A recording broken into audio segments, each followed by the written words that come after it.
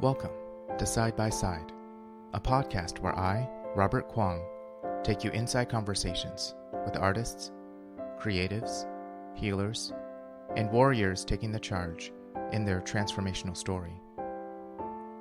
Today's guest is Master Certified Coach Bob Conlin, the author of Why My Relationships Suck: How to Create Strong Relationships with Courage and Heart. In our conversation, Bob shares some of the lessons forged through previous chapters in relationships, and the way purpose and intention show up in his relationship work with individuals, couples, and groups. This June, Bob will be co-leading the Alchemy of Men retreat in Fairview, Utah, for those looking to build lasting community, overcome challenges, lean into your biggest goals, and discover your untapped potential.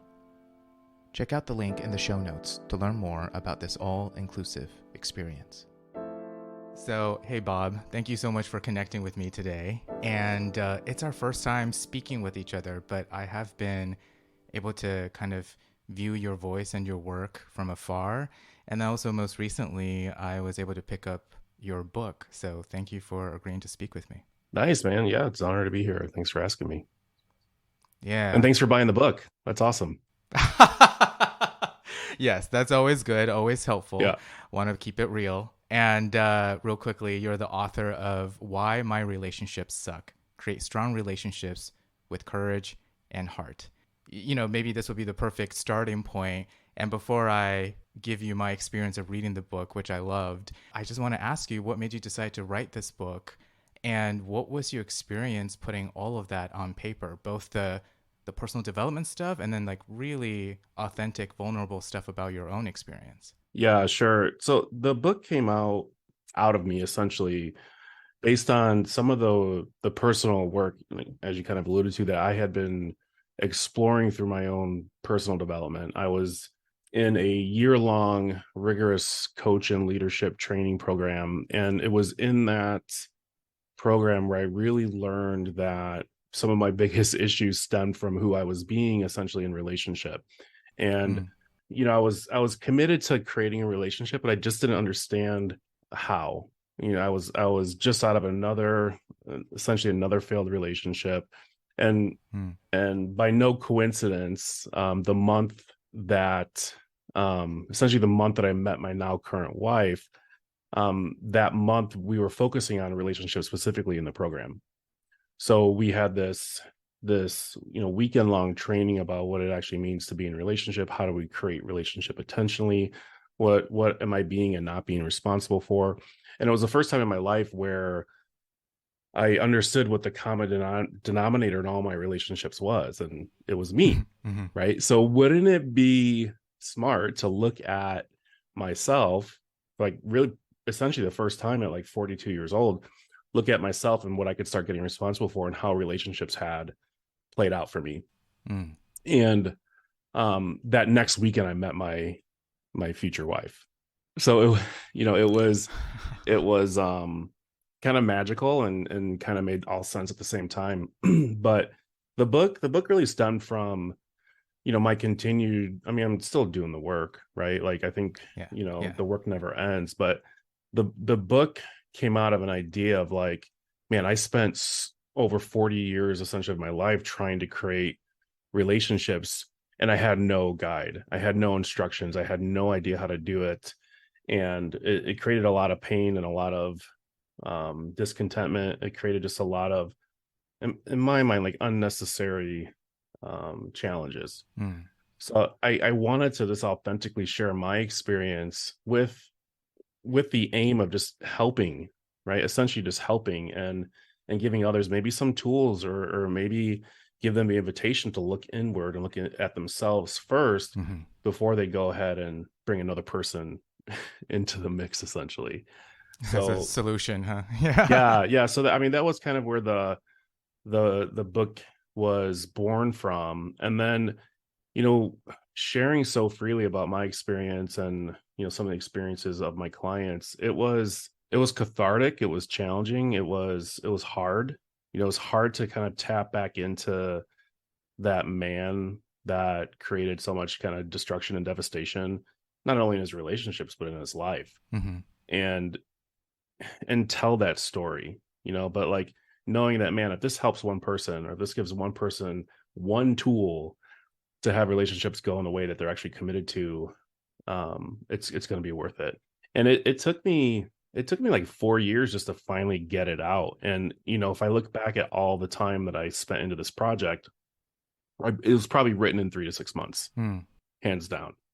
And all that other time was me fighting it, wrestling with it, getting impacted negatively by it, like whatever it was, like, because like, Yeah. as if you read, like, there's some pretty gut-wrenching stuff in there.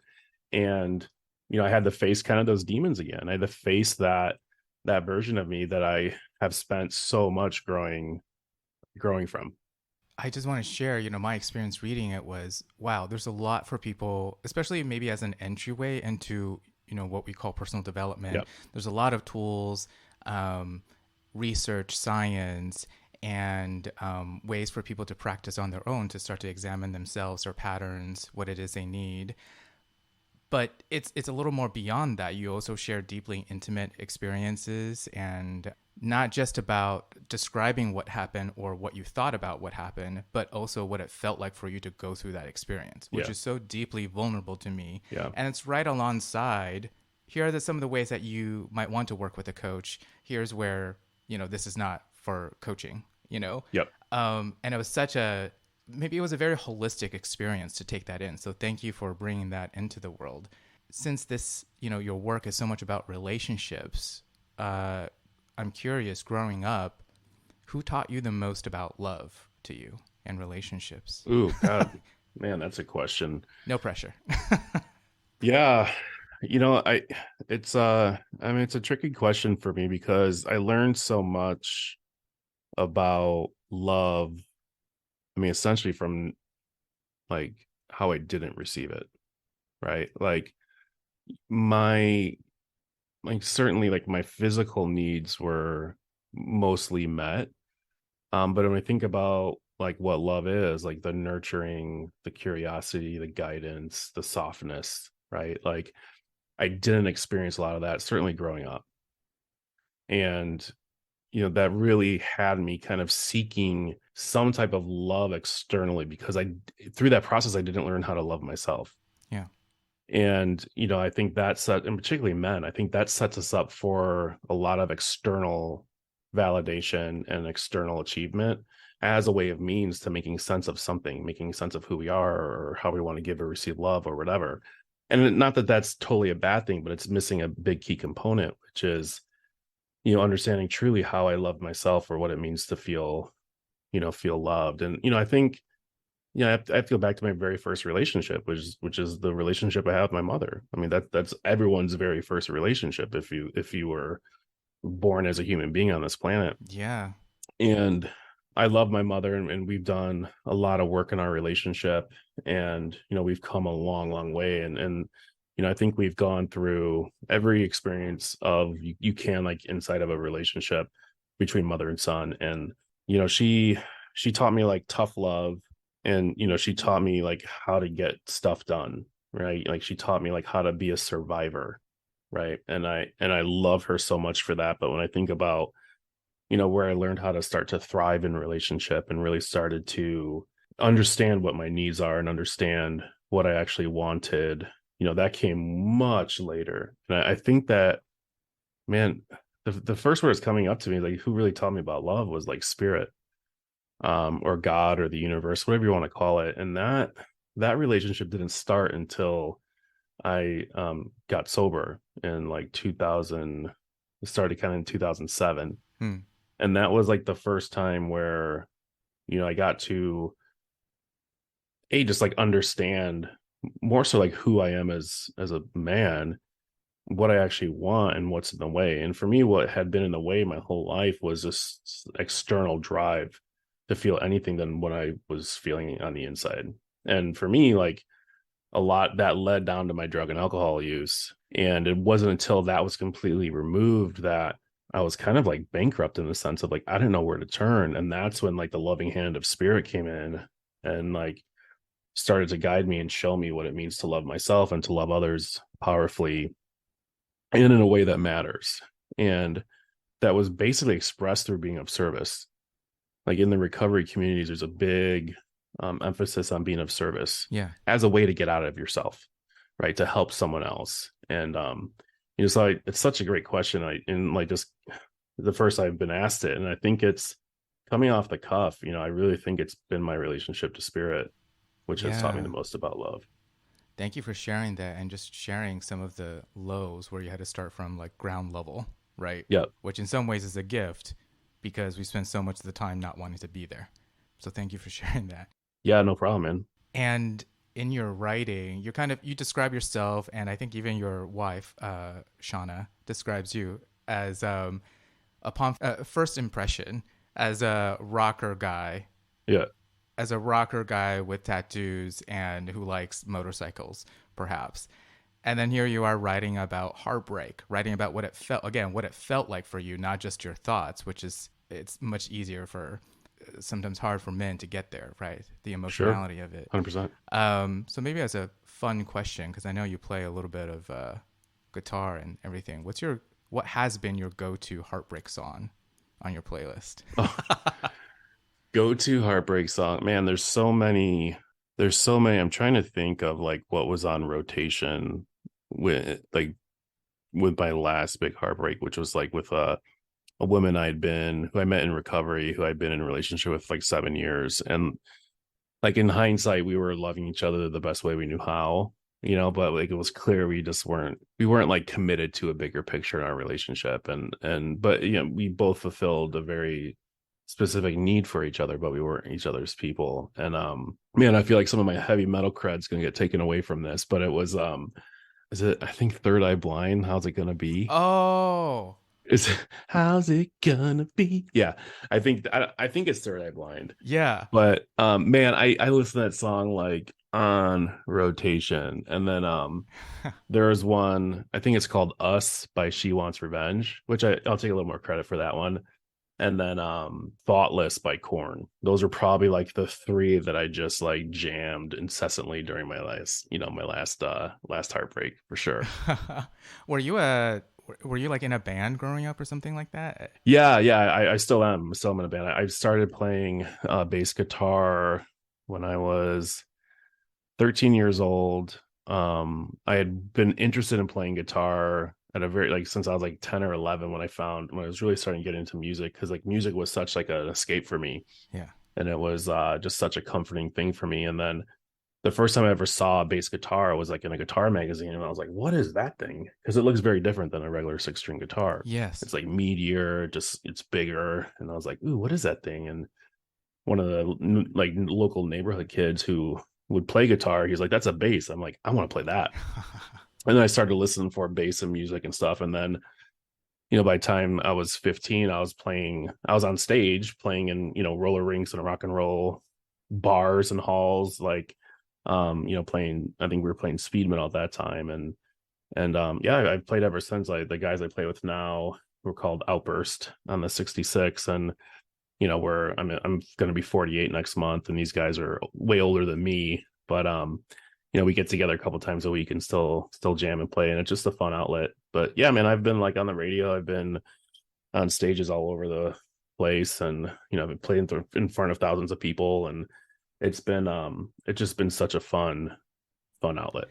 Even your writing, I feel like this is just my interpretation, has a little bit of that vibe of someone who's had to process, but found something like music or community Yep. and even God or universe, whatever you call it, to be able to understand some of these things that are so often illogical, right? What we go through. Right. And speaking of, thinking about relationships and hope and faith, I know you also have had a long and illustrious career in healthcare, working in nursing. Hmm. And I'm just curious how that time in your life informed your perspective about healing and relationships now.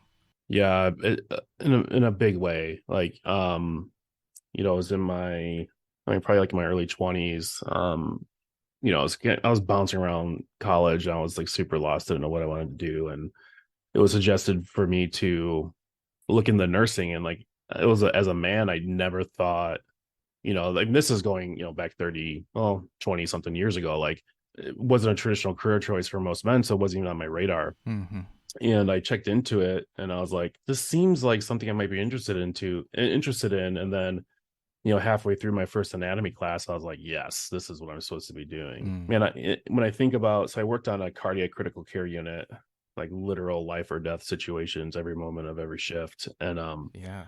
I really got to see what was really important for people, in some of the most challenging, sometimes dire, devastating experiences of their life. And particularly for men, when the men were in the hospital with their first, second, or third heart attack, they weren't sharing about how excited and how grateful they were for all how hard they worked, and all the money they made, and how they've sacrificed everything for everyone else. Like, they were talking about the people that they loved, right? The people that they might miss if they pass away. Hmm. So I think it started to plant a seed about what's really important as men who focus a lot on career and providing, and working hard and being self-sufficient, that it just became apparent to me that while those are great qualities, they can't be the only ones we rely upon. Like, it's great to be self-sufficient at times, it's great to work your ass off at times, but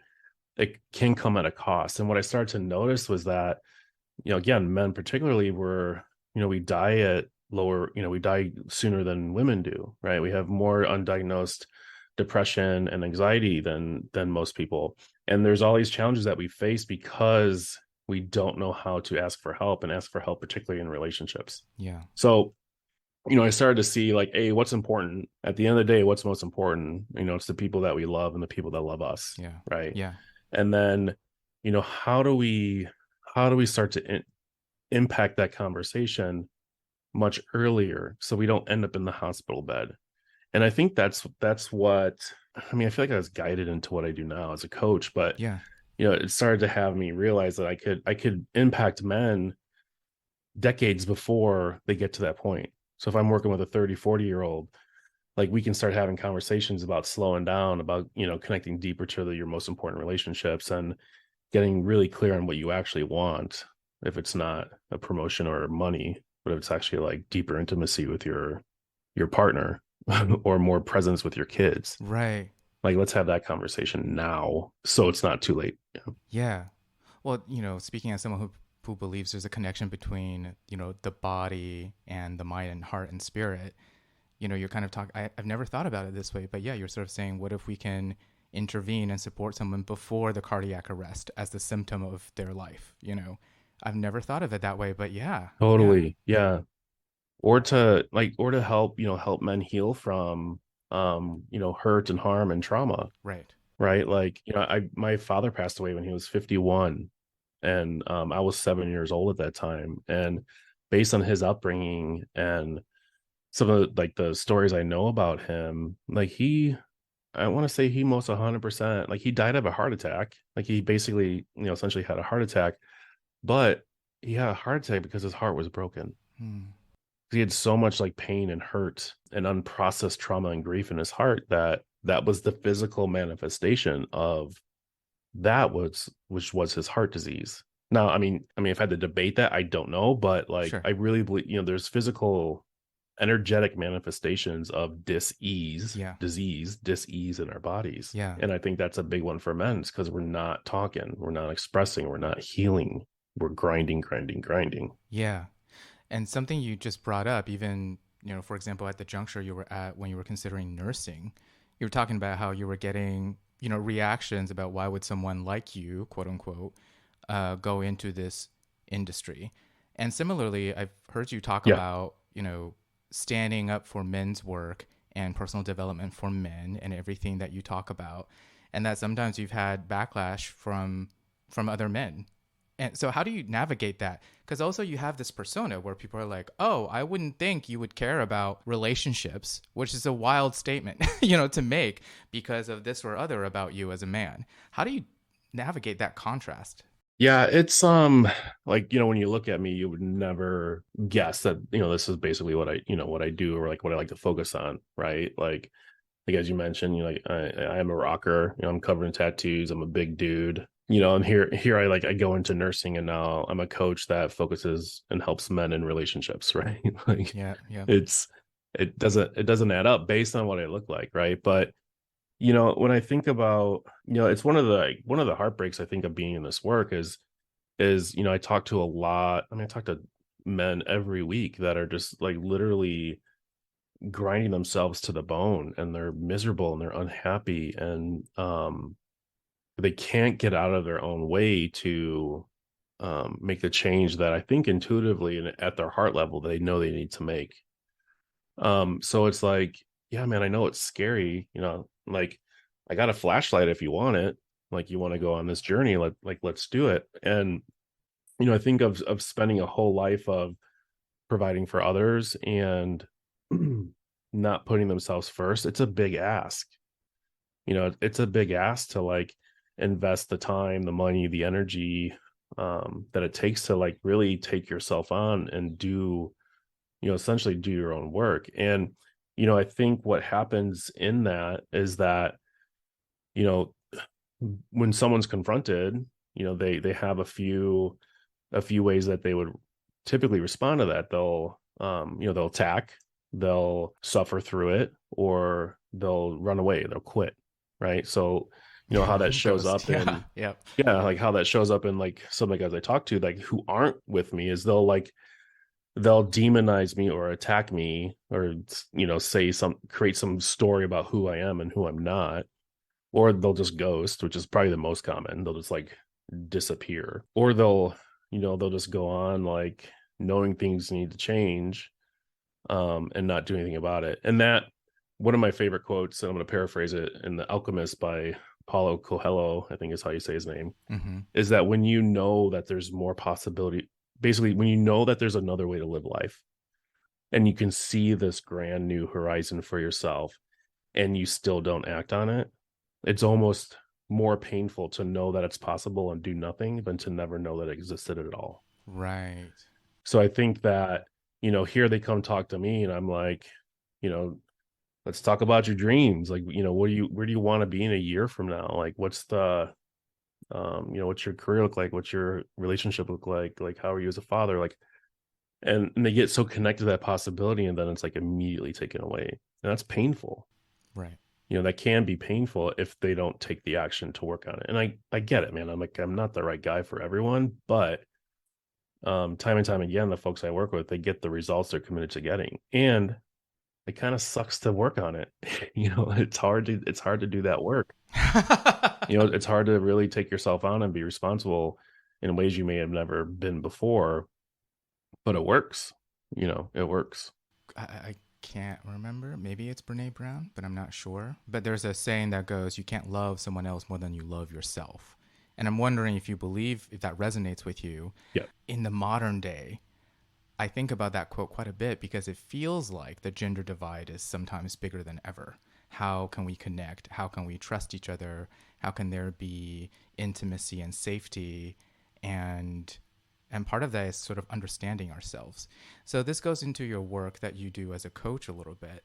But what are some ways that if someone is curious about working with a coach, a man in particular, what are some things that you might want to focus on when you're starting to look at working with a client? Yeah, one, I mean, it starts with a relationship, and I think all relationships start with trust, and it's really being able, can I trust this person, that they can help me, essentially, right? Yeah. Is it a good, and this might sound a little woo to some folks, but is it a good energetic exchange? And I think that's expressed in like, do I, as the coach, feel like I can help this person? Do I want to help this person? Meaning like, do I want to like basically start a relationship with this person? Are they my people? Are they the people that I would want to Yeah. spend time with, essentially? Yeah. Yeah. And then, for them, I think it's like, hey man, do I trust this guy? Do I think he can help me? Like, am I willing to like do the work with him? Am I willing to show up and be open and honest and willing to, do whatever it takes to get the results that I say I'm committed to? Yeah. So I think that's a good start, is like foundationally we have to trust each other. That's the place to start. Yeah. And going into a little bit about some of your offerings, you have this retreat experience that I believe is coming up in June, Yep. right? It's called the Alchemy of Men. Yep. Clearly there's a target audience, but anything that you want to talk about in addition for people who might be interested in doing a group experience like this, what can they expect from this? Yeah, it's I mean, I was talking to a guy today and about coming into the retreat. So we have a retreat coming up in Utah that I co-lead with my good friend Alex Terranova. He's also he's an incredible coach and leader, and he's up to a lot of cool stuff. And we were talking about, like, I'm not here to convince you to come. I'm here to be curious with you as to, like, what would have you run towards it? Like, what would have you be a 10 out of 10 hell yes to an experience like this? Right. And, it's for guys who essentially know that there's some untapped potential and they might not know how to essentially get it out. And, I think guys are, many men, we're great at being self-sufficient, which I call like the lone wolf. Like we're great at being the lone wolf. And what an opportunity like this provides is really an opportunity to create community, to create like essentially the wolf pack, or we don't call it like that, but to create a community of growth oriented men who have different levels of facility around speaking from the heart, getting connected to what really matters for Yeah. them, Yeah. and exploring what does it actually mean for me to be a man, right? Like, how do I define what being a man means for me? And the question, like, we're not concerned with what it means, like how you define yourself as a man. Like, we don't, I mean, we care, but we're not concerned with how you describe it. What we're concerned with is the definition of how you define yourself as a man or masculinity, is that working for you? Right. And if it's not, or there's some gaps, that's the opportunity. Yeah. So this would be in person in Utah this June. Yeah. Yeah. So it's 4 days, 4 nights in person in Utah. It's we typically have run a few workshops a day. We have a fire circle every night, Yeah. that we walk the guys through some opportunities. It's very, it's really it's really based in creating community, creating brotherhood, Yeah. creating connection, exploring questions that we typically aren't asked or need to ask in our daily lives, and ultimately getting connected to who we are and what we want. Like the house that we have for Utah, it's like 10,000 square feet in the middle of the woods. Like Oh, it's nice. jacuzzi, sauna. We're going to bring a cold tub plunge for guys who want to partake in that. We have a chef Nice. that's flies out from New York. It's 5-star gourmet meals. Like, you will be well taken care of, and you're going to walk away with some value. Like our highest commitment is that you walk away from that experience the man that you always knew you were or knew you could be. And it's so much of it is for the folks who attend, but that man's impact has a ripple.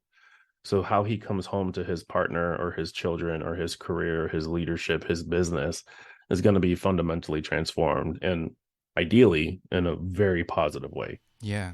That's what our commitment is. And like post retreat too, man, is we have, it's been so cool just to watch the friendships and the connections that get created after an experience like this.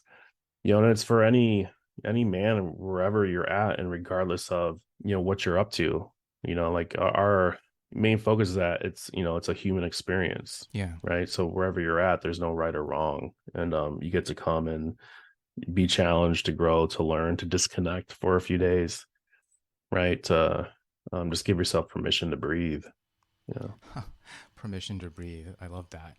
And speaking as someone who's not shy about, exploring these type of retreats and offerings, there are so many that are, for women. Yeah. Or often I would wind up being like the token guy there, Yeah. So Yeah. people I think are sometimes surprised why I would want to make sure to advocate for spaces that are actually also for men. But it's actually because I've seen so many examples that are for women that I think are beneficial. There's no reason why guys cannot also Yep. be with each other and learn to understand ourselves and masculinity and Yep. what it means to be a man in modern society and all of that. So thank you for offering stuff like this. Yeah, man. I mean, it's a ton of fun. We love it. It's like a ton of fun, and our whole business is based around these events. And we had a retreat in Idaho, and I remember when I was we were picking up a car, and the woman at the desk asked what we were doing in Idaho. She's like, "Why are you?" It was like some regional airport. We took like a puddle jumper into. It was like the middle of freaking nowhere. And I was like, "Oh, we're here to do a men's retreat." And she's like, "A what?" I'm like, "A men's retreat." She's like, "What is that?" Like, had no idea that things like this exist. and it's like, whoa, Yeah. if it's she's not the only one, I'm sure. I think it speaks to too is that men need community, particularly with other men, to like thrive. And we've gotten so far away from that through our self-sufficient and like culture. But there used to be like this male initiation or this male rite of passage that would happen from knowing that, hey, I'm a boy and now I'm a man, Mm-hmm. right? Like there was this natural progression into being an adult man. And like while that kind of happens, there's no clear experience of when it does. So I'm not saying that this is like a male initiation, but this is like one of those moments that you're going to remember for the rest of your life. Mm. And we're going to challenge you on who you say you are as a man, and you're going to learn a lot about yourself. But again, this is going to be one of those moments where you're like, this is when my life changed. This is when I knew, or this is when I got clear, or this is when I took responsibility. Like it's going to be one of those moments. Yeah. Well, and I hear in that sort of it can be a rite of passage or an opportunity that's for you. When you talk about the rite of passage from boy into manhood, some of it can be forced upon you, and some of it can be straight up traumatic. So Sure. it's we can also find a way to understand ourselves that doesn't just honor those components, which sometimes that's what we're faced with and whatever. Like, I think I saw somewhere that used to be a bouncer. Okay, well, there are certain expectations that come with being a bouncer and such. Hmm. And yet, there can also be a space where you can, like you Yep. said, breathe, ground yourself, and still find connection and understanding and a way to empower all of your relationships. Yeah. So, Yeah. thank you for that.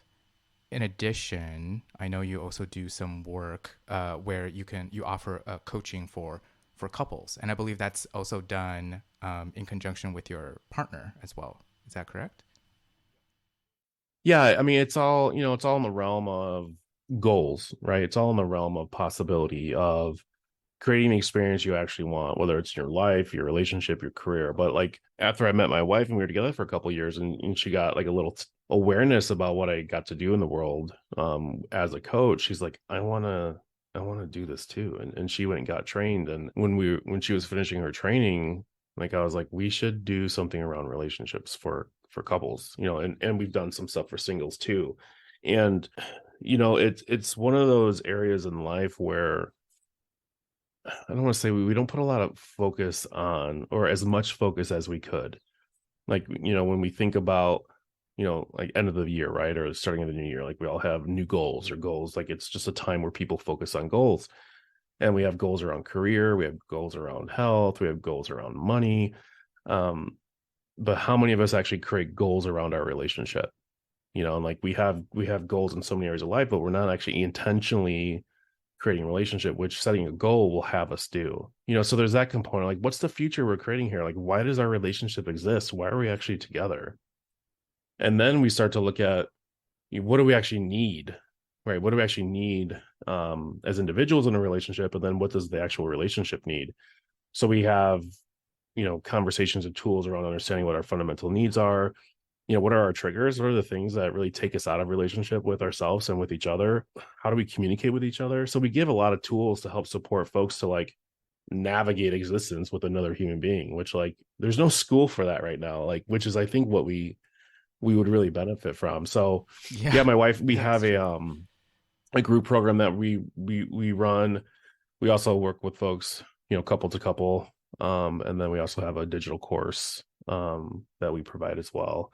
And it's been fun. It's been challenging. It's been challenging for my wife and I's own relationship to like not only be, husband, wife, friends, partners, lovers, now we're business owners together, now we're co-parenting for the last 3 years with our son. So it's like, it's challenged us in many ways, but it's also been like one of the coolest playgrounds for us to like figure out tools and figure out ways to help other people. And like, we've individually, I've been through so much in my personal life. And then with us together, we've been through so much in our relationship that, provides a good, like rich experience to be able to draw from.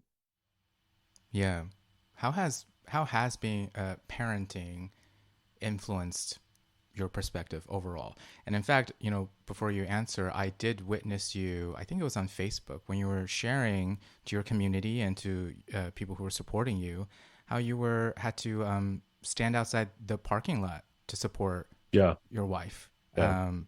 And your unborn child Hmm. during the height of COVID and all of that. And I just thought it was so vulnerable again, but so like for me, and maybe some other guys would disagree, but I was like, that is being a man. Yeah. You know what I Yeah. mean? So how has parenting influenced you? I mean, everything I thought I knew like went out the window, like about myself. And I mean, being a Yeah. parent, co-parenting with my wife, like becoming a father, it's been one of the most rewarding and challenging things I've ever done in my life. And I've done a lot of really challenging things in my life. I've gone through a lot. And the experience is, it's almost like you got to get your shit together. Like you have this other little person that's like looking up to you and learning everything about life from you. And there's things that like my son has, like just in like him living his life and who he's being, and him just being a 3-year-old, like he has been such a mirror for me into looking into like where my continued work is, like understanding when he's frustrated or upset, like what that triggers in me. And like he would, he'd have like a temper tantrum because that's like how toddlers are, right? And like it would create so much like frustration and anger in me. And here I am supposed to be this like enlightened person and like doing this work, and like this 3-year-old's like taking me out, and but like he's been such a huge catalyst for my continued growth and my continued healing and development, like not only as a man and a husband and a father, but like as a human being. And he's like my greatest teacher.